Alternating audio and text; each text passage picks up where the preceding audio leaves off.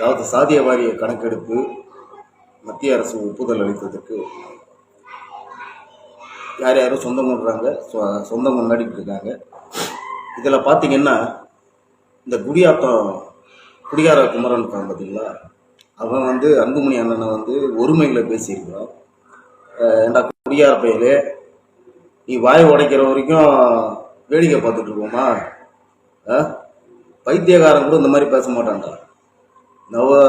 கலைஞர் போட்ட பிச்சைன்னு பேசுகிற உங்கள் ஆட்சியை அமர வச்சதே எங்கள் ஐயா போட்ட பிச்சை தான். சரியா? என்ன தெரியும் உனக்கு அன்புமணி அண்ணனை பற்றி? பாராளுமன்றத்திலே போகிற ஒரு நாளைக்கு பேசினா போதுமா? ஏன்டா அந்த மைத்துக்கு தானே நீங்கள் இவ்வளோ நாளாக மத்திய அரசு சொல்லட்டும், அதுக்கப்புறம் சாதிய வாரிய கணக்கெடுப்பு நடத்துகிறோம் அப்படின்னு மத்திய அரசை குறை சொல்லிட்டு கிடந்தீங்க. இந்த அழுத்தம் உங்கள் 40 எம்பிகள் தர முடியல. உங்கள் 40 எம்பிகள் தர முடியல. இத்தனை ஆண்டு காலம் நீங்கள் மத்திய அமைச்சரவையில் இருந்தீங்க. என்ன மாதிரி பிடுங்கினீங்க நீங்கள்? நீ இன்னும் வாய்க்கு வந்த மாதிரி எல்லாம் பேசிட்டு போற. நீ வாயை உடைக்கிற வரைக்கும் நாங்கள் பூ பறிச்சிட்டு இருக்கோமா எங்கள் கையெல்லாம்? பார்த்து அளவா பேசுறா. கேப் மாதிரி மொல்ல மாதிரி கோதர் பையா. குடியாத்தம் குமரன் அவர்களுக்கு ஒன்றும் புரியலன்னு நினைக்கிறேன். நீ வீட்டுக்குள்ள உட்காந்துக்கிட்டு ஆளுங்கட்சியுடைய சப்போர்ட்ல இந்த மாதிரி எல்லாம் யூடியூப்ல பேசிட்டு கிடக்குற. சரியா? நீ எல்லாம் பொது வெளியில வந்தன்னு வச்சுக்கோ, எத்தனை சிப்பல்ஸ் வரும் தெரியுமா உனக்கு? என்னடா தெரியும் உனக்கு? பாட்டாளி மக்கள் கட்சியுடைய வரலாறு என்னன்னு தெரியுமா உனக்கு? 21 பேரை சாவடிச்சதுக்கு காரணமே திமுக தான் சொல்லிக்கிட்டு இருக்கோம். இந்த துப்பாக்கி சூடு நடத்தியதற்கு காரணமே இந்த திமுக பண்ண அராஜகத்தினால் தான் சொல்லிட்டு கிடக்குறோம். தியாகி பட்டம் கொடுத்துட்டாராம் கலைஞர். அந்த தியாகிகளால தான்டா மறுபடியும் உங்க முதலமைச்சர் முத்தமிழறிஞர் ஆட்சிக்கு வந்தாரு. புரியுதா? அடுத்த எலெக்ஷன்ல தேர்தல் புறக்கணிப்பு. எந்த ஆட்சி எங்களுக்கு இடஒதுக்கீடு தருகின்றதோ அதற்கு ஆதரவு என்று முழங்கியவர் என் இனமான காவலர் மருத்துவர் ஐயா. வன்னிய சமுதாய மக்கள் அந்த அதிருப்தியில், எம்ஜிஆர் மீது இருந்த அதிருப்தியின் காரணமாகத்தான் உங்களை ஜெயிக்க வச்சாங்க. ஜெயிக்க வச்சு அதுக்கப்புறம் நீங்க ஒரு இடஒதுக்கீடு கொடுத்தீங்களே, கொடுத்துட்டு அழுகிய மாம்பழத்தை தான் கொடுத்தீங்க. நீங்க அழுகிய மாம்பழத்தை தான் கொடுத்து அப்பயும் வஞ்சனை செஞ்சார் கலைஞர் அவர்கள். கலைஞர் அவர்களுக்கு தெரியும் இப்பொழுது இல்லை அவர். யாரால் கலைஞர் ஆட்சியில் மீண்டும் அமர்ந்தார் என்பது. சரியா? படுத்துக்கிட்டே ஜெயிச்சார் எம்ஜிஆர். இந்த போராட்டத்திற்கு பிறகு வன்னிய மக்கள் எல்லாம் சொல்லி ஒரு மாற்றம் வர வேண்டும், கலைஞர் வந்தால் தந்து விடுவார் அப்படி என்ற ஒரு எண்ண ஓட்டத்தில் தான் வந்தார். உங்க கலைஞர் என்ன பண்ணார்? சூதனமா 107 சமுதாய மக்களுக்கும் அதுல சேர்த்து கொடுத்துட்டாரு. எந்த சமுதாய மக்களும் போராடவே இல்லை. போராடாத மக்களுக்கும் இடஒதுக்கீடு கொடுத்து நீங்க சமூக நீதி பேசுறீங்களா? சாதிய வாரிய கணக்கெடுப்பு எடுத்துருக்க எத்தனை தடவை நாங்க போராட்டம் பண்ணிருக்கோம் தெரியுமா உனக்கு? அப்பொழுதெல்லாம் கொச்சைத்தனமாக பேசினீர்கள்.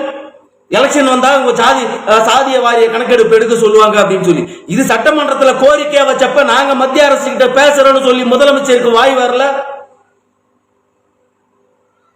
மத்திய அரசு மீது பழி போட்டுட்டே இருந்தீங்க. இப்ப மத்திய அரசு ஒப்புதல் அளித்தவன நாங்க தான் இதை பெற்றோம், நாங்க தான் பெற்றோம்னு தலையில தூக்கி வச்சு ஆடுற. அதெல்லாம் நீ தூக்கி வச்சு ஆடு, தூக்கி வைக்காம ஆடு. அன்புமணி அண்ணன ஒருமையில நீ பேசுறத நிறுத்தல, மௌன உனக்கு அவ்வளவுதான் மரியாதை. ஆளுங்கட்சி இல்ல அப்படின்னு சொல்ற அந்த ஒரு வட்டத்தை விட்டு வெளில பேசி பாடுறா நீ. நாதாரி பையலே, கோதர் பையலே, கோதர் மாதிரி ஒழிஞ்சுக்கிற போயிட்டு வீட்டுக்குள்ள உனக்கு தான் பேச தெரியுமா? வாயை கிழிச்சிருவேன், வாயை உடைச்சிருவேன். என்ன இது?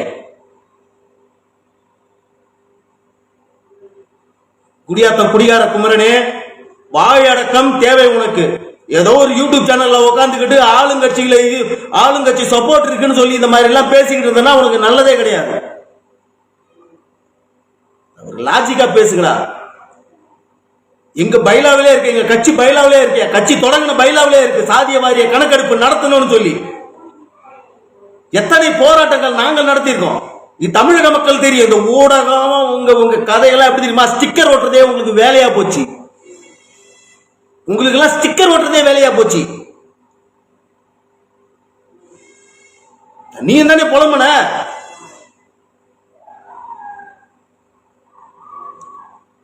ஐயா அமைச்சர் துரைமுருகன் வந்து அவ்வளவு கோடி ஊழல் பண்ணிட்டாரு, இவ்வளவு பண்ணிட்டாரு, அவ்வளவு பண்ணிட்டாரு புடி மாதிரி பேசுனீங்க. உனக்கு அப்ப வச்சாங்கல்ல ஆளுங்கட்சியில இருந்து உனக்கு ஆப்பு வச்சாங்களா வாய திறக்காத குமரான்னு. மீண்டும் மீண்டும் நீ பாட்டாளி மக்கள் கட்சியை ஒருமையில் பேசுவதை நிறுத்திக்கொள் குடியார குமரனே. நீங்களா நேருக்கு நேரா வந்து நின்று எங்க அன்புமணி அந்த முன்னாடி பேசணும்னா ஒண்ணுக்கு போயிடுவேரா, ஒண்ணுக்கு போயிடுவ. கோதர் பையா கோதர் மாதிரி பேசுற. ஸ்டிக்கர் ஓட்டுறதே உங்களுக்கு பொழப்பா போச்சு, உங்களுக்கு ஸ்டிக்கர் ஓட்டுறதே பொழப்பா போச்சு. அப்புறம் என்ன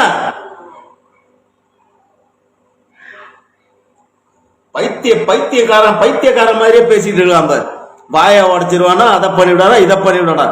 தைரியம் தான் நேர்ல வந்து நின்று பேசுறப்ப